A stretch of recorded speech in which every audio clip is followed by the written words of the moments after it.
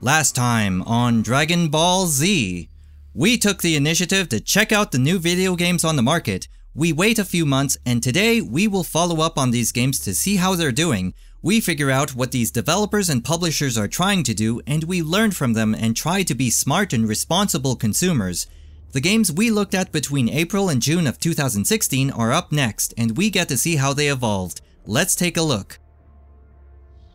Doom is a decent game, even though it's short and easy, even on Nightmare difficulty. Fast movement, great gunplay, and amazing action. But I would never call this a real Doom game. This is more in line with games like Hard Reset, Serious Sam, and Painkiller. It's a revolving door hype game with people praising the single-player campaign for being something that it's not. I know a lot of you somehow think I was wrong about the game in every way, but after seeing all the crap that's being said and done over the last few months, not only am I standing by what I've said, I'd like to take the time to highlight the blatant dishonesty from Let's Players, reviewers, and many commentators about the game that happened over the first few weeks after release. I have a lot to say on the subject, so I hope you'll bear with me. But first things first, let's talk about what happened to the other aspects of the game and its community.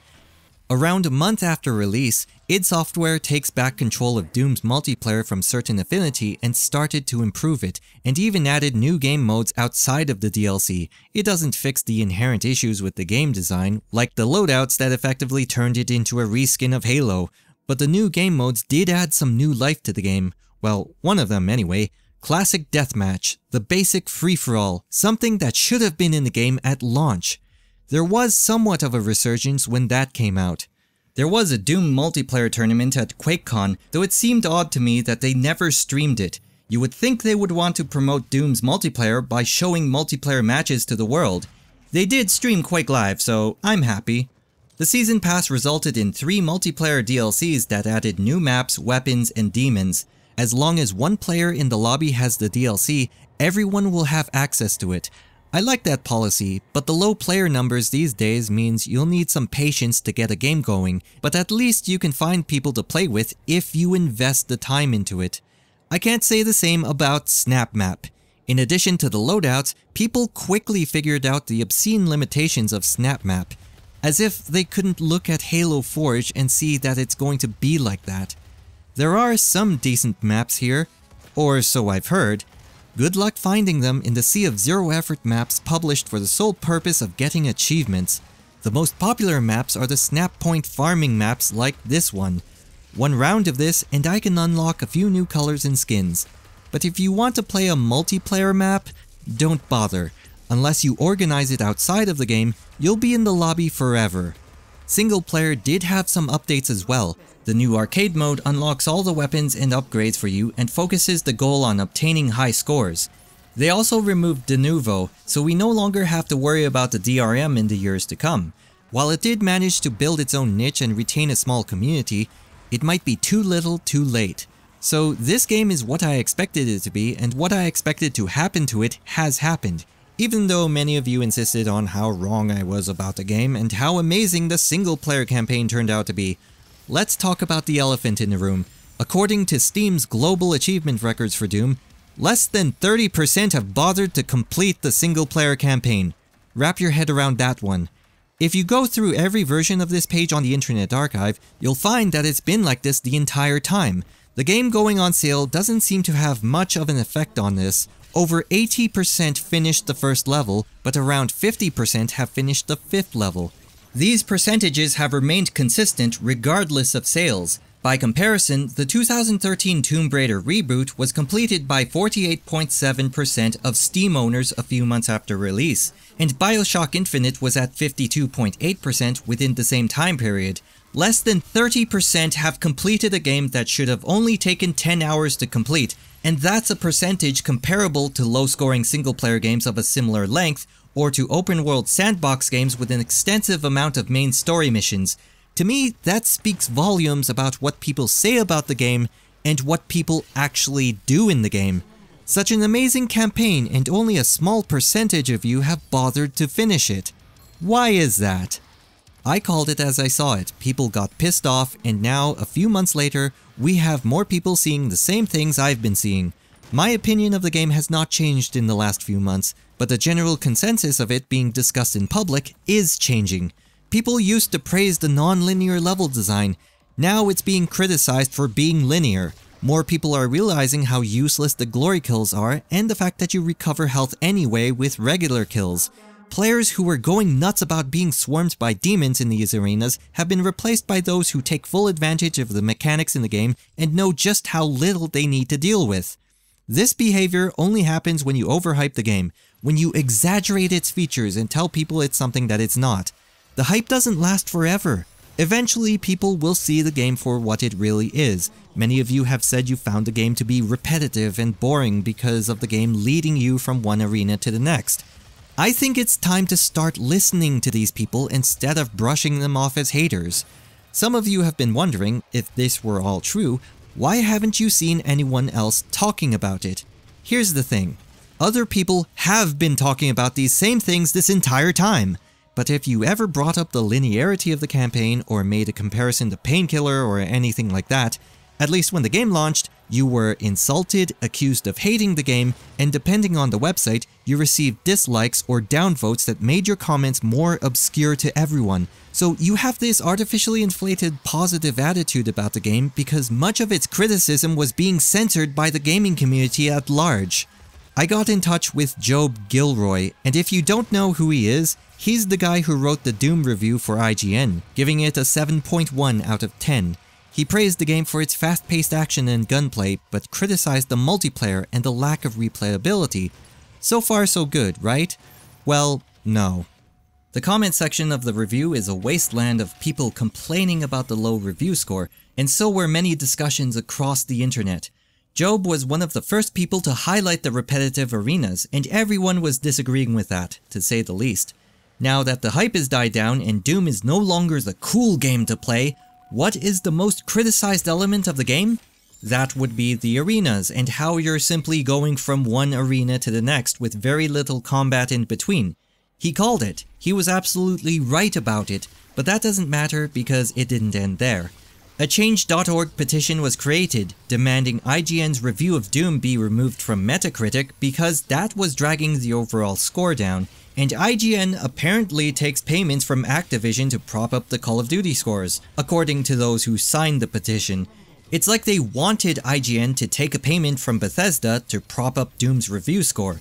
Job continued to be harassed on social media until December, over a game he liked but criticized, over half a year because he did not conform to the Doom circle jerk. Think about that. If you saw that initial reaction to a somewhat critical review of the game, why would anyone say anything bad about it? Now I'm understanding why many of these reviewers and Let's Players, both big and small, were praising the game for things it didn't even do properly. They had the proverbial gun to their heads. This intimidation from the gaming community at large has led to them focusing on the Foundry when talking about the level design, overstating the value of glory kills for the health drops while ignoring the actual amount of health that is dropped, failing to mention the ridiculously overpowered nature of certain weapons and runes, and saying rip and tear like it's the new black. It's entirely possible that many of them were big contributors to the circle jerk, but let's give them the benefit of the doubt here. I highly doubt any of them would admit to that, but they were given every reason not to give any meaningful criticism about the game. Doom was given special treatment, many of its flaws were blatantly ignored, while the most insignificant details were given the spotlight.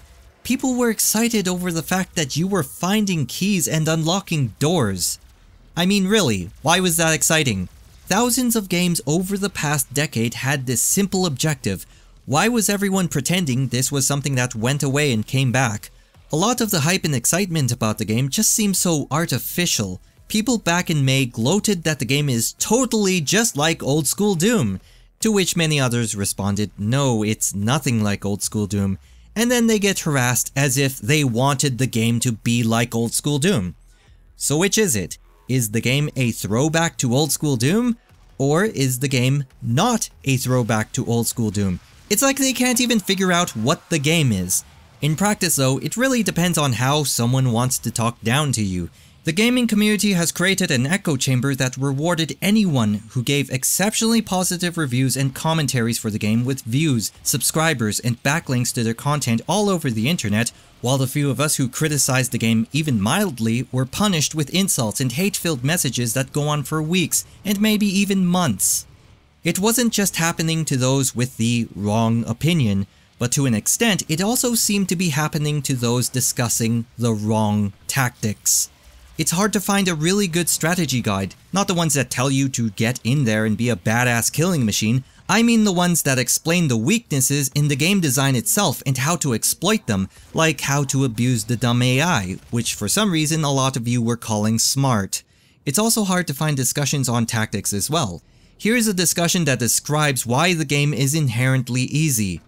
All that upping the difficulty does is make the consequences of making an error more severe. If an enemy hits you, they just do more damage. Nothing has been done to make the errors harder to avoid.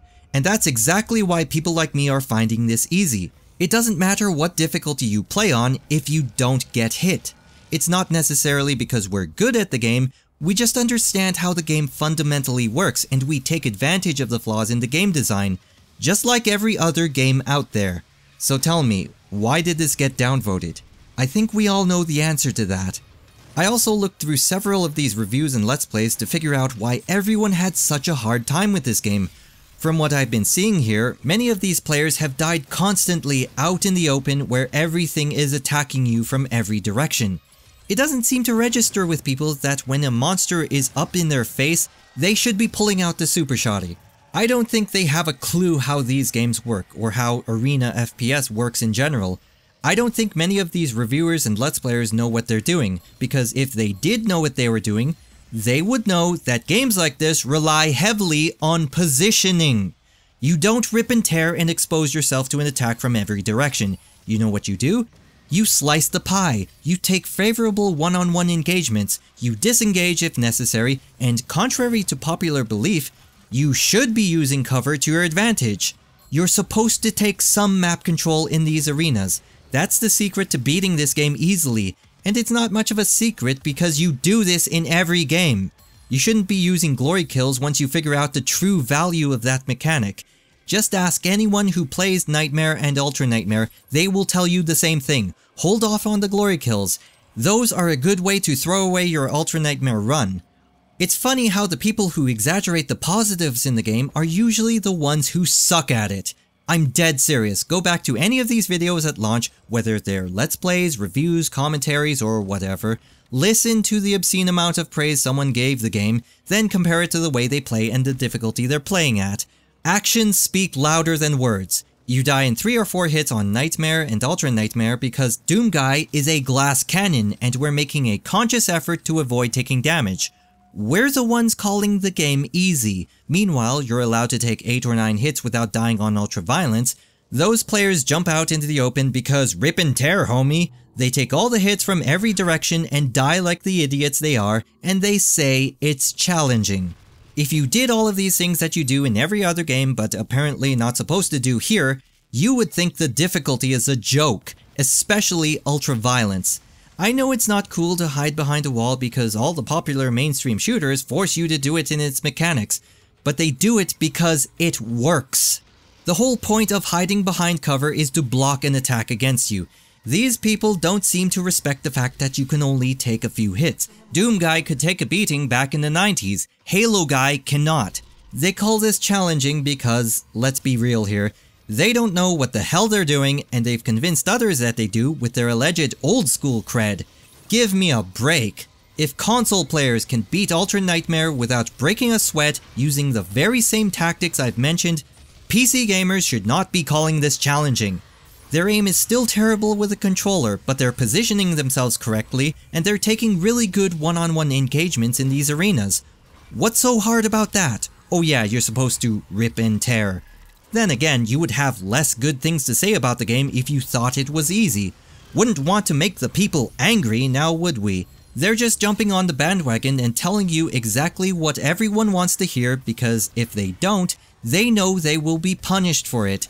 People wanted good review scores for the game and people are getting exactly what they want, whether they like it or not. I said the same thing about Fallout 4, but it's even more true here. You'll never see a really good and in-depth strategy guide for the game because that would contradict a lot of what people have been saying back in May. We all know about the linear level design and the many points of no return. Go ahead and tell me again how completely wrong I am about this, because it seems that these days, the general consensus is that, with the exception of the Foundry, the game has a linear level design and many points of no return. And if you still want to be stubborn about it, tell the people who are frustrated with the points of no return and who are requesting guides that highlight these points of no return, tell them how stupid they are for thinking such a thing exists in the game, just like everything else that goes against the narrative. This is not a difficult game. It never was. The difficulty was artificially inflated by those who refused to acknowledge what's in the game, who were telling everyone to abandon basic tactics in favor of gimmicky mechanics that leave you vulnerable to attack. But when all is said and done, we look at the aftermath of everything that's happened up to this point. It really doesn't matter what you think of the game or what I think of the game. The only thing that matters now is what the people at Bethesda thinks of the game. Back in October, Bethesda changed their review policy to sending out media review copies one day before the game comes out. There's no question that this is a very anti-consumer policy. Many content creators like Total Biscuit and Boogie2988 have voiced their concerns over it. But I don't see how anyone can be shocked at the fact that they're doing this. Not only do they know many of you are going to buy the game anyway, they know many of you are going to relentlessly defend it.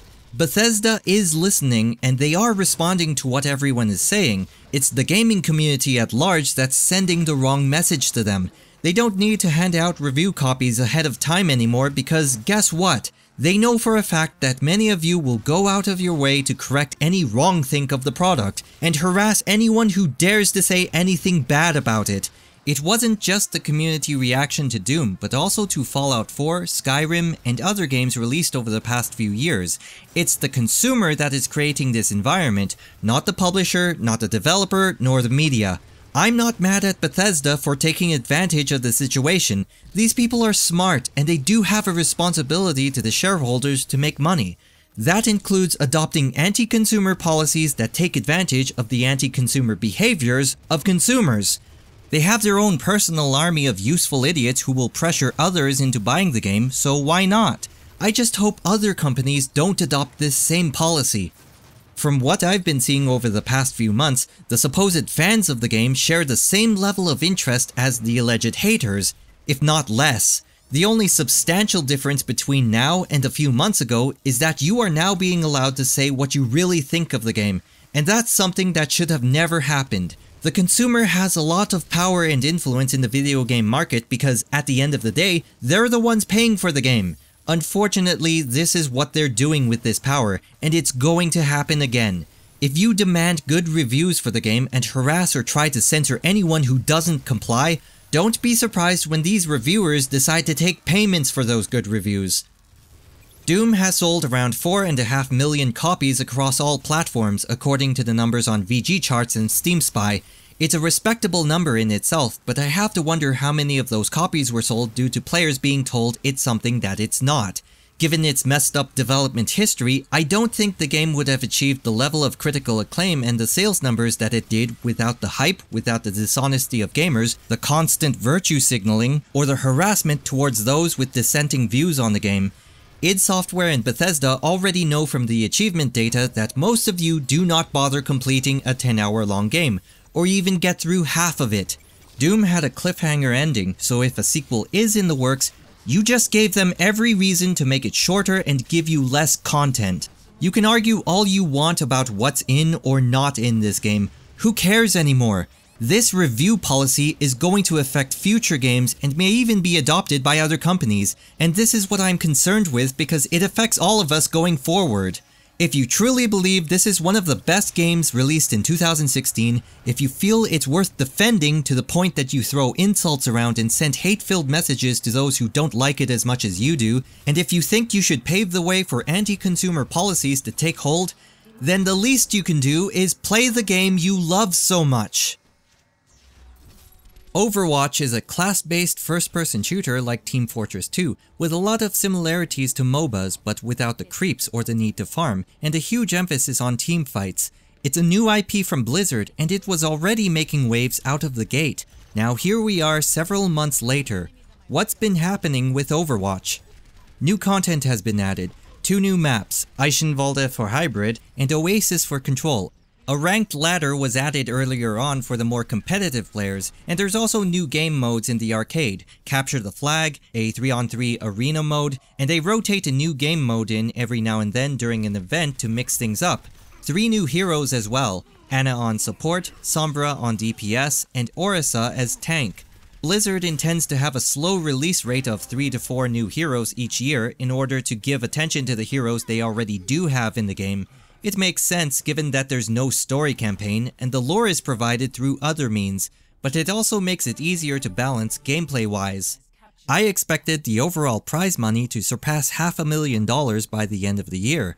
According to esports earnings, that number is over $1.9 million. How the hell did it get so high? Well, for starters, the game is popular in Asia. For first-person shooters, this region of the world is usually dominated by Korean-made games like Point Blank, Crossfire, and Sudden Attack. This is the first FPS made by a Western developer to penetrate the Asian market since Counter-Strike 1.6. That's an achievement in itself, but it doesn't end there. Back in June, Overwatch surpassed League of Legends in popularity in Korean PC bongs. League of Legends held the top spot for 4 years straight, but later retook that spot in November. Several esports leagues and teams are investing in Overwatch esports already. OGN's Apex Season 1 in South Korea saw Team Envious take down Afrika Freaks Blue in the finals, making Overwatch one of the few games where white dudes own Koreans. In their own country, no less. Because of these tournaments, along with several high-profile streamers, Overwatch consistently retained a top 5 position on Twitch, with concurrent viewership between 20,000 to 50,000. Overwatch has seen hacking run rampant, though I prefer to call them cheats because that's what it is. Blizzard has been fighting back with bans against players utilizing them. While the bans have stopped some of these malicious players, the South Korean government took it a step further by passing a law that made manufacturing and distributing programs that are not allowed by the game company and its terms of service illegal. The punishment is a maximum of 5 years in jail or a 50 million Korean won fine, roughly $43,000 US. That's a little scary if you think about it. A government is now cracking down on cheat makers, but it makes sense given the nature of the video game industry in South Korea. So we're getting new content free of charge, and we have major companies investing in the competitive scene. This game is going to last a long time, regardless of which platform you play on. While the main platform is going to be PC, their support for the console versions is outstanding as well. They're dedicating a separate balance team specifically to balance the console versions for its controls and the console metagame. At one point, for example, Torbjorn was one of the most overpowered heroes because of his turret. You can't quickly aim and take a shot without receiving a good amount of damage. To address this, Torbjorn's turret received a 30% damage nerf on consoles, while remaining unchanged in the PC version. There was also an issue with the aim assist where aiming at targets who were jumping or moving upstairs would force your crosshairs downward. I know what you're thinking, but this aim assist is necessary for console games. So what the console community did to report it was compile video evidence of this happening and showed it to Blizzard. Within a couple of weeks, the issue was fixed. Content patches are usually sent out at nearly the same time on all platforms. The delay on console is due to Microsoft and Sony's approval process. Even though the majority of the player base and the support for the game is on PC, it's really cool to see that console players aren't getting left out. Blizzard reported over 25 million players for the game in January. That's what happens when the game is popular around the world. There's still no word on any official modding tools, and as far as I can tell, there isn't even any unofficial modding tools. ModDB has a page for Overwatch, but there's nothing to download. Some of the greatest maps in the world were never made by official developers for a game. There's a lot of talented people playing Overwatch, and they want to make something fun for everyone to play. I'm hoping, as a modder myself, that we get access to these tools and make some amazing stuff with it. But as it stands, we got one hell of a game. You would think that investing in Unreal Engine 3 would make it easier to create an amazing game, but that doesn't appear to be the case with Mighty No. 9. Keiji Inafune was involved in the project, so you would have thought someone involved in the Mega Man series would help get this game right.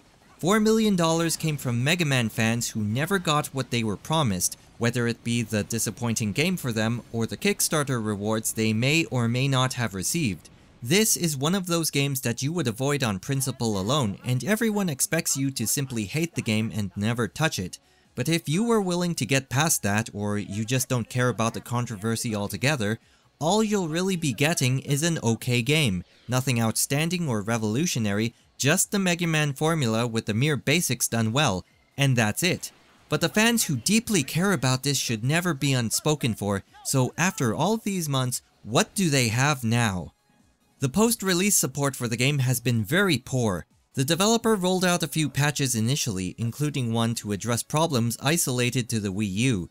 Fortunately, the rumor of the Wii U version bricking the console was just a rumor, but many of its technical issues have never been fixed. Players are reporting the Wii U version to have horrendous load times and random frame rate drops. The memory leak I talked about in the previous video is still present in the game. The frame rate will gradually decrease, becoming noticeable after a couple of hours, and won't go away until you restart the game. As of this video, the backers of the Mighty No. 9 Kickstarter are still waiting for their rewards. Items like shirts, posters, and plushies were sent out to backers in 2015, but a number of other rewards still haven't been shipped. Fangamer was contracted with producing and shipping the physical rewards up to the $250 tier. Steve at Fangamer said they cannot do any of this until Concept provides them with the necessary assets, so the rewards are still up in the air and they still cannot give a time frame for shipping. It doesn't end there. Does anyone remember the leaked chat logs from the Crash Override network? It turns out the game had some contact with the tentacles of social justice. It was revealed from the chat logs that back in 2014, Dina Abu Karam, the English community manager for the game, had accused her employer of being sexist and attempted to subvert their creative vision. She wanted Mighty No. 2 to be a girl, which happened. Cryosphere is female. She wanted to make Beck's rival Ray into a black woman presenting androgynous. Androgynous?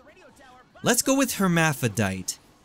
Ray can be found in the Ray expansion for the game. She also wanted to add another big character as female, which she couldn't say at the time because they had not been revealed yet. If she did get her way, that character would have been either Dynatron or Trinity. These are insignificant changes gameplay-wise, but rather damaging in the eyes of those who are interested in the backstories and the lore of the game world, particularly when Dina herself had admitted on a now-deleted tweet that she had never played a Mega Man game before. There were a lot of concerns from Mega Man fans about her involvement in the game, and a producer at the studio assured them in a statement in 2013 that Dina would not have a hand in changing the game in any way. But we now know with the leaked chat logs that not only did she admit to injecting feminism and social justice politics into the game, she bragged about it.